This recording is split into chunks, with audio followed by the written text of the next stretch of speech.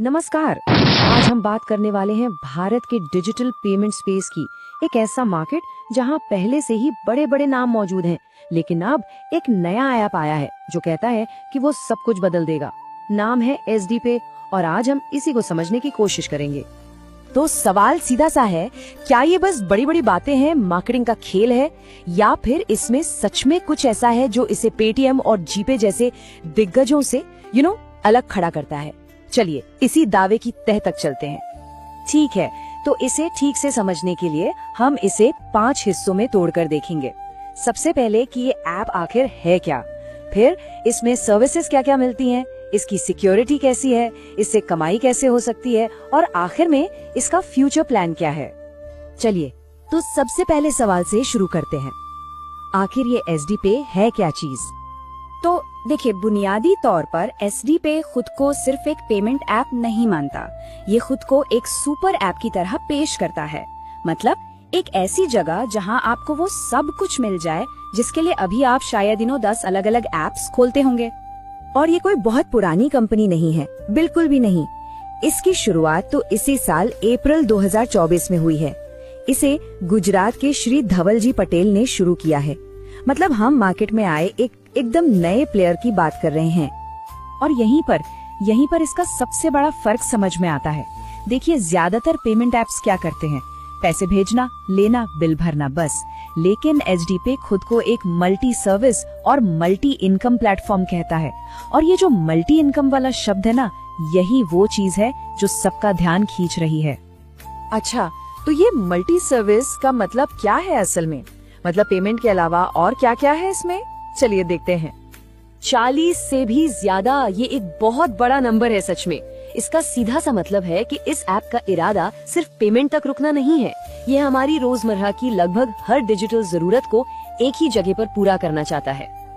अब इन सर्विसेज में देखिए, मोबाइल रिचार्ज और बिल पेमेंट जैसी बेसिक चीजें तो हैं ही, लेकिन इसके साथ साथ शॉपिंग, टिकट बुकिंग और यहाँ तक कि इंश्योरेंस जैसी फाइनेंशियल सर्विसेज भी हैं। और हाँ, नॉर्मल UPI पेमेंट्स तो आप कर ही सकते हैं, वो तो है ही।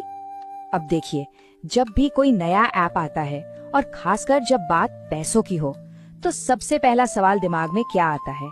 सिक्योरिटी, है ना?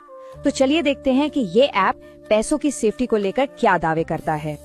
तो सबसे बड़ा और जरूरी सवाल यही है कि यूजर्स का पैसा इसमें कितना सेफ है। अब अपनी सिक्योरिटी के दावे को पक्का करने के लिए ऐप 3 मेन बातें कहता है।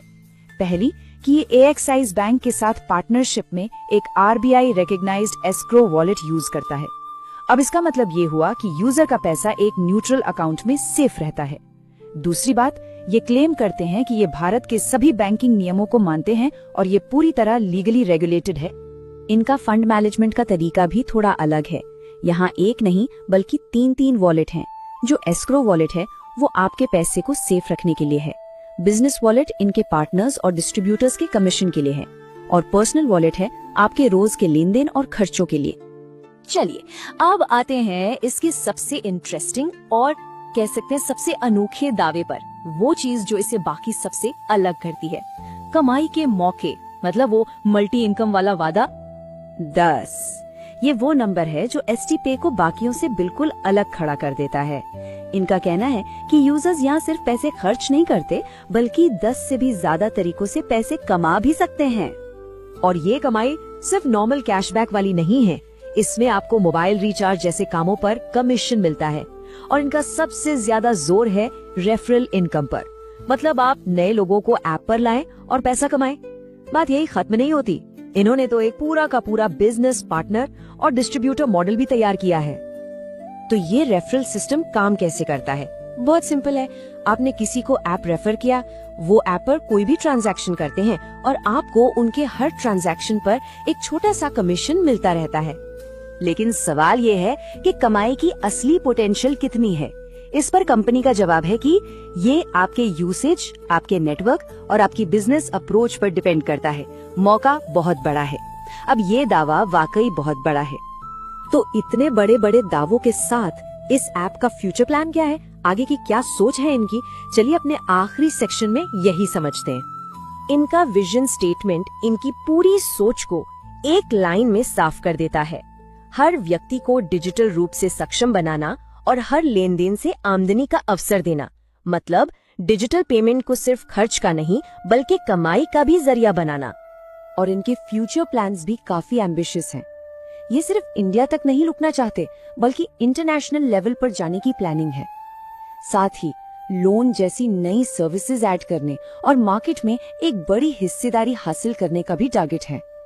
तो आखिर में सवाल यही है, एक ऐप, 40 से ज्यादा सर्विसेज और साथ में कमाई का मौका भी, क्या डिजिटल पेमेंट्स का फ्यूचर यही है? ये सवाल वाकई सोचने वाला है।